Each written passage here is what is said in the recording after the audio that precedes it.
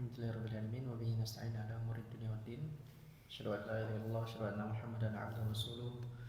La nabiyya wa rasulullah ba'da. Allahumma shalli wa sallim ala nabiyyina Muhammad wa ala alihi wa sahbihi wattabi'ina bi ihsanin ila yaumiddin. Naftah bi qiraatil basmalah. Bismillahirrahmanirrahim. Melanjutkan kajian kitab At-Tibyan fi Ulumil Quran yang ditulis oleh Syekh Ali As-Sabuni. Sekarang masuk halaman 7 ya. Halaman 7 sudah kemarin. Halaman 8. Mal maksud bi ulumil Quran. Apa yang dimaksud dengan ulumul Quran? Jadi kemarin kita bicara tentang ulumul Quran. Sebenarnya ini apa yang dimaksud dengan ulumul Quran? Dia mempelajari tentang apa, tujuannya kemana, dan hasilnya itu apa? Boleh dilanjutkan? Siapa yang baca? Yang Qari.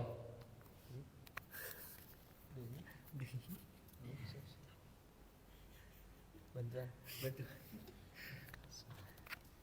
Ini nggak ada harokat ya? Ya, siap. Jadi dua kali. Mal maqsudu bi ulumil Qur'ani. Bi ulumil Quran. Bi ulumil Qur'ani. Yaqsudu bi ulumil Qur'ani al-abhathil lati tata'allaqu bihadzal kitabi al-jayyidil al-majidil khalidi min haitsun nuzulu wal jam'u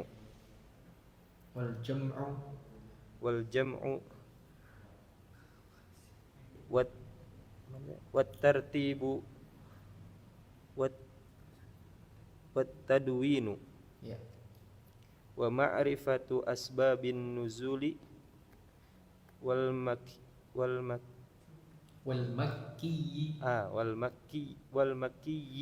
minhu wal madani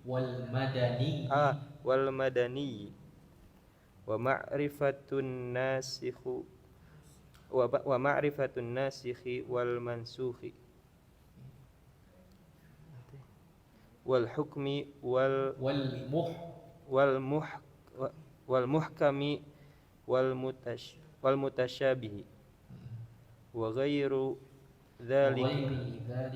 ghairi dzalika minal abhathi al katsirati allati tata'allaqu bil Qur'anil azimi aw laha silatun bihi. Oke, cukup. Bisa diartikan? Apa maksud dari ilmu Al-Quran? Ya. Yaqsudu bi ulumil Qur'ani, maksudnya dari ilmu Al-Quran yang membahas tentang yang berkaitan dengan Alkitab Al-Majid yang terpuji, Khalid, yang abadi, min haitsun nuzuli, dari diturunkan, dari sesuatu yang diturunkan dan dikumpulkan, wat tartibu wat tadwinu, tertib tadwin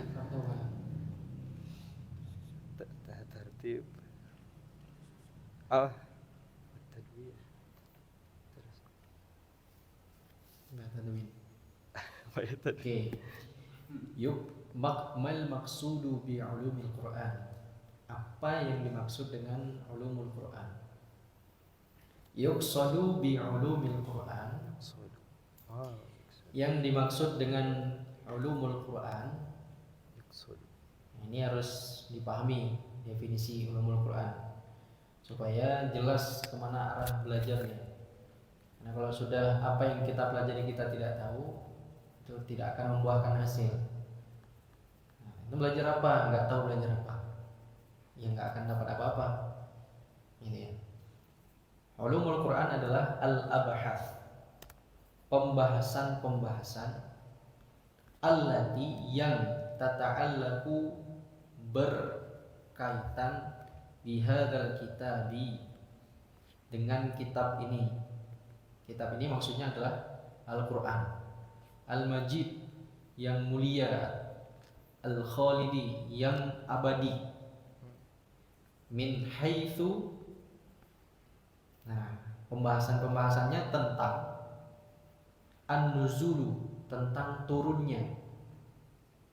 turunnya Al-Quran, wal jam'u, pengumpulannya.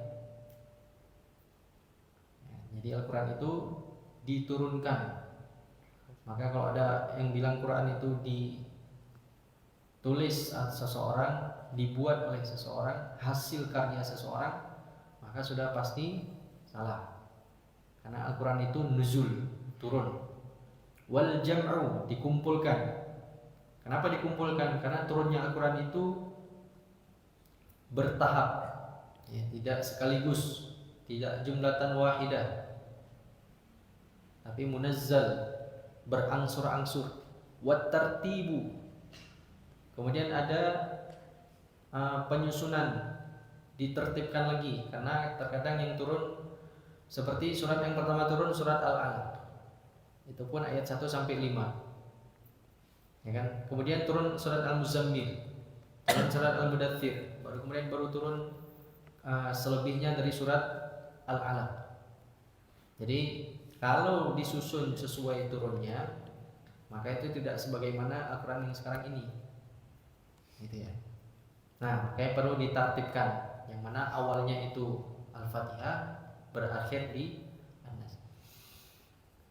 Wat tadwin, tadwin ini pembukuan. Nah, pembukuan itu baru selesai di masa Khalifah siapa? Khalifah Utsman. Sudah dimulai semenjak zaman Nabi, sudah ada yang menuliskannya. Kemudian di zaman Abu Bakar dibentuk panitianya. Kemudian di zaman Umar dihentikan, ditunda sejenak. Di masa Utsman kemudian digerakkan lagi. Kemudian selesai 5 atau 6 suhuf pada saat itu. Ada mushaf. Ada 6 mushaf yang disebar di seantero Jazirah Arab. Wa ma'rifatu asbabin nuzuli, dan mengetahui sebab-sebab turunnya. Nah, jadi ini pembahasan tentang ulumul Quran tadi. Ada turunnya Al-Quran, pengumpulan Al-Quran, penertiban Al-Quran, pembukuan Al-Quran, tadwin. Kemudian ma'rifatu asbabin nuzul, mengetahui sebab-sebab turunnya. Jadi beberapa ayat dalam Al-Quran itu, beberapa surat dalam Al-Quran turun dikarenakan sebab-sebab tertentu. Ya, seperti surat Al-Kafirun. Al-Kafirun turun dikarenakan orang-orang kafir Quraisy itu mengajak negosiasi Nabi Muhammad. Nah, Nabi Muhammad, ya sudah begini saja ya, karena engkau tidak mau menghentikan dakwah, ya sudah, setahun ini kita sembah Tuhanmu, tahun depan kita sembah Tuhan kami. Nah, jadi selang-seling seperti itu ya. Maka turunlah surat Al-Kafirun. Jadi lakum dinukum waliyadin, tidak ada toleransi dalam hal keyakinan, dalam hal penyembahan. Wal makki wal minhu wal madani, dan ayat-ayat yang turun di Mekah secara umum, nanti ada definisi yang lebih khusus, dan ayat-ayat yang turun ketika Nabi sudah hijrah ke Madinah. Wa ma'rifatun nasikhi wal mansukhi, dan mengetahui tentang nasikh dan mansukh. Ada ayat-ayat yang sudah jadi ada ayat yang hukumnya itu sudah tidak berlaku lagi karena sudah dihapus dengan ayat yang lain. Tapi ayatnya masih ada. Tapi ada ayat juga yang sekaligus ayatnya dihapus juga. Tapi ada juga ayat yang ayatnya sudah dihapus tapi hukumnya masih berlaku. Nanti itu akan dipelajari di pembahasan nasikh wal mansukh. Wal muhkami wal mutasyabih, ayat-ayat yang muhkam, yang jelas, Yang jelas hukum-hukumnya, petunjuk-petunjuknya. Wal mutasyabih, dan ada ayat-ayat yang mutasyabih, maknanya itu samar, belum sabit, ya, masih butuh keterangan lebih lanjut dan sering mengundang perdebatan. Contohnya istawa al-arsh, ya, beristiwa di atas arsh, itu sering mengundang perdebatan. Ya. Yang satu golongan mengatakan Allah itu tidak bertempat, yang satu golongan mengatakan Allah itu bersemayam di atas arsh, yang satu mengatakan oh kalau seperti itu berarti Allah butuh tempat, sedangkan Allah itu tidak butuh tempat. Nah, jadi mengundang perdebatan. Itu ayat-ayat mutasyabih. Kalau muhkam itu contohnya wa aqimus shalah wa atuz zakah, jelas. Dirikanlah salat, tunaikan zakat, jelas. Wa ghairu dzalika, dan selain itu minal abhath, dari pembahasan-pembahasan al-katsirah yang banyak, allati tata'allaqu bil Qur'anil azim. Jadi semua pembahasan yang bersangkutan dengan Al-Qur'an Al-Azim yang agung, aulaha silatun bihi, atau yang punya keterkaitan dengan Al-Qur'an. Nah, makanya disebut ulumul Qur'an, bukan ilmul Qur'an. Ya kan? Ulum jamak dari ilmu. Mufradnya ilmun, jamaknya ulum. Karena dia banyak yang dibahas. Itu. Kemudian lanjutkan. Baca ya. wal ghuradu ya. Ya. Wal ghuradu min hadhihi dirasati fahmu kalamillahi azza wa jalla ala dawi ma jaa anir rasuli sallallahu alaihi wasallam min tawdihin wa bayanin wa ma naqalu wa ma nuqila anis sahabati wat tabi'ina radhiyallahu anhum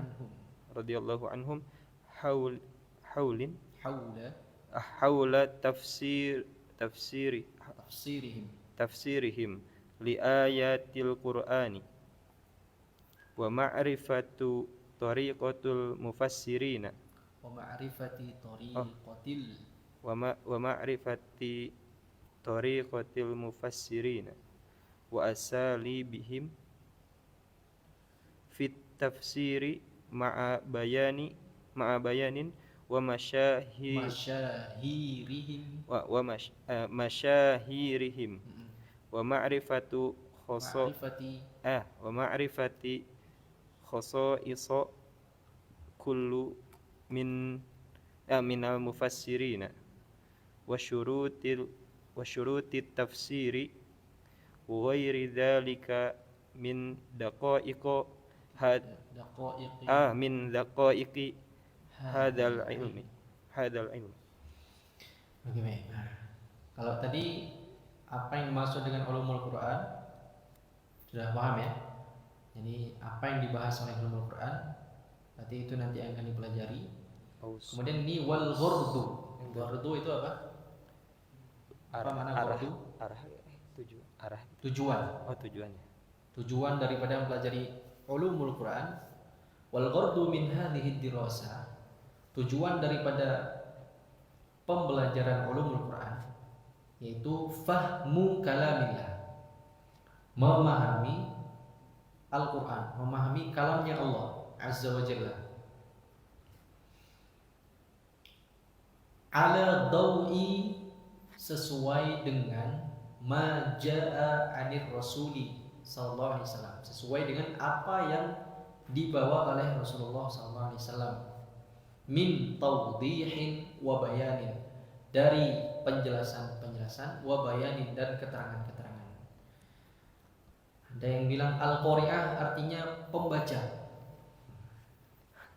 Semua ulama sepakat al-qari'ah artinya hari kiamat. Datang-datang ada seorang yang bilang al-qari'ah artinya qari'ah, orang yang membaca. Idza zulzilatil ardu zilzalaha, jika bumi digoncang dengan segoncang-goncangnya. Tiba-tiba ada orang bilang jika bumi diratakan dengan traktor. ya. Itu tidak sesuai dengan apa yang dibawa oleh Rasul. Nah, makanya perlu belajar ulumul Quran karena ada banyak sekali makna-makna yang menyimpang dan itu diikutin oleh orang-orang awam. Wa ma nuqila 'anis sahabati wat tabi'in, dan apa sesuai dengan apa yang datang Rasul dan apa yang dinukilkan. Dinukilkan ini yang diriwayatkan dari para sahabat dan tabi'in. Para sahabat yang ahli tafsir itu ada Ibnu Abbas, ada Ibnu Mas'ud, Abdullah bin Abbas atau Ibnu Mas'ud. Dari tabi'in itu ada Mujahid, ada siapa lagi ya? Ada Ikrimah. Ada beberapa tabi'in yang kemudian itu belajar kepada sahabat. Haula tafsirihim, seputar tafsir mereka terhadap ayat-ayat Al-Quran, li ayatil Quran. Wa ma'rifati tariqatil mufassirin. Selain itu juga mengetahui bagaimana para mufassir menjelaskan tafsir. Jadi ada tafsir itu tafsir bil ma'thur. Tafsir bil ma'thur itu tafsir Al-Quran dengan Al-Quran, ayat Quran dengan ayat Quran, menjadi penjelas seperti siratal ladzina an'amta 'alaihim, jalan yaitu tunjukilah kami jalan orang-orang yang engkau beri nikmat. Keterangannya ada di surat An-Nisa ayat 49 kalau nggak salah atau 46. Siapa orang-orang yang diberi nikmat oleh Allah? Yaitu ulaikal ladzina an'ama Allahu 'alaihim minan nabiyyin was-siddiqin wasyuhada'i was-shalihin. Mereka adalah orang-orang yang beri nikmat dari kalangan para nabi, para siddiqin, orang-orang yang jujur dalam keimanannya, wasyuhada, para syuhada, was-shalihin, dan orang-orang saleh. Jadi ketika kita minta jalan yang lurus, itu jalan yang sesuai jalannya para nabi. Jalan para nabi itu pertanyaannya sepi dengan ujian atau banyak ujian? Banyak ujian. Setiap hari kita minta ujian berarti ya. Ya, 17 kali kita baca surah Al-Fatihah, berarti setiap kali itu kita minta ujian secara tidak langsung. Artinya kita meminta jalan para nabi. Jalan para nabi itu bukan jalan yang mudah. Jadi semakin tinggi derajat seorang manusia, semakin berat ujiannya. Ya gitu ya. Makanya Nabi Muhammad itu sebagai nabi paling mulia, pemimpinnya para nabi dan rasul, menjadi nabi yang paling berat ujiannya, paling berat, paling susah, ya.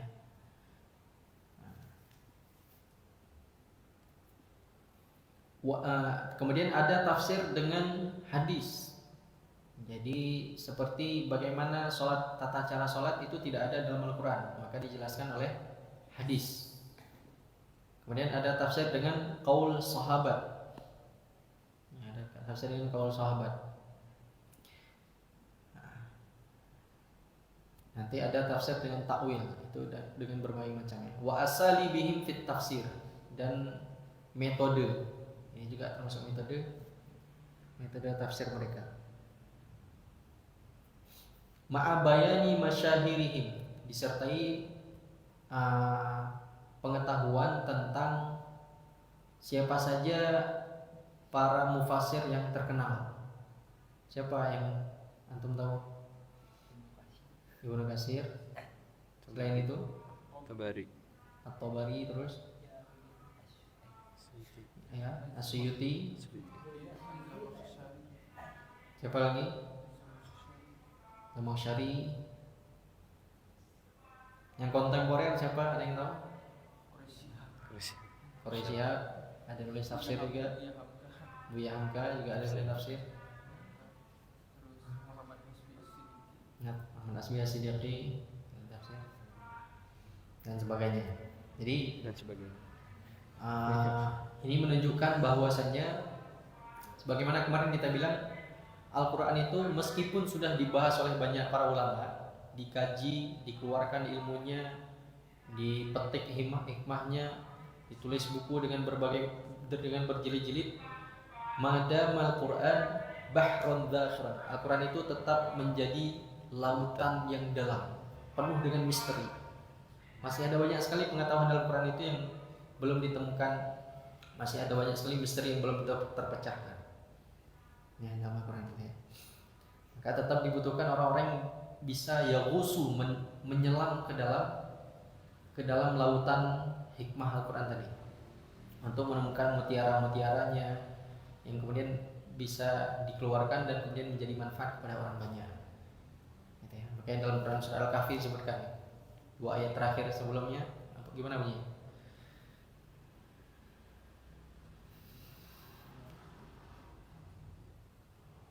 Mana ya? 2 ayat terakhir Al-Kahfi. Qul law kana al-bahru midadan li kalimati rabbi lanafida al-bahru qabla an tanfada kalimatu rabbi walau ji'na bimithlihi madada. Jadi seandainya lautan itu menjadi tinta untuk menulis ilmunya Allah, itu akan habis tinta itu. Akan habis lautan itu untuk menulis ilmu Allah, hikmahnya Allah. Bahkan dalam Quran surat Luqman itu bahkan kalau dilipat gandakan menjadi 7 lautan. Jadi laut yang ada di bumi ini dilipat gandakan lagi menjadi 7 kali 7 lautan semisalnya, menulis lagi ilmu Allah itu tidak akan cukup. Ya. Bahkan pohon-pohon itu menjadi penanya untuk menulis tinta itu juga akan habis untuk menulis ilmunya Allah. Ya. Nah, makanya akan terus bermunculan para mufassir, para saintis yang mengkaji Al-Quran secara saintis juga akan terus bermunculan, menguak dan menemukan berbagai macam ilmu pengetahuan yang ada dalam Al-Quran, hikmah, ilmu pengetahuan, petunjuk, ya. Wa ma'rifatu khasaisi, dan juga mengetahui tentang khasaisi kullin minal mufassirin, kekhususan sebagian dari para mufassir. Kalau mufassir ini memakai takwil, kalau tafsir ini ada yang memakai khusus dengan bil ma'sur, itu nanti akan dipelajari. Jadi masing-masing tafsir itu ada kekhasannya masing-masing. Kalau tafsirnya Buya Hamka mesti ada penjelasan tentang sejarah-sejarah di Indonesia di dalamnya. Jadi sesuai dengan kepribadian masing-masing. Wa ghairi dzalika min daqaiqi hadzal ilmi, dan selainnya dari kedalaman ilmu ini. Mungkin ini yang dapat sampaikan untuk malam ini. Mungkin kalau ada pertanyaan, satu pertanyaan. Nggak ada?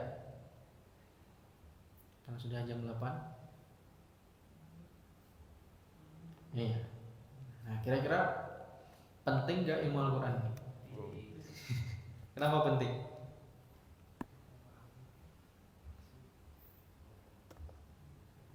Karena Al-Quran itu petunjuk bagi orang mukmin. Kalau nggak paham petunjuk,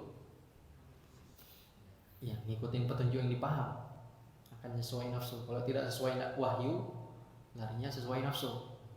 Seperti itu ya. Oke, itu aja untuk malam hari ini. Nahtatim bi qiraatil alhamdulillah. Allahumma 'allimna ma yanfa'una wanfa'na bima 'allamtana wa zidna 'ilman walhamdulillahi ala kulli halin wa na'udzu billahi min hali ahli nar. Assalamualaikum warahmatullahi wabarakatuh. Waalaikumsalam.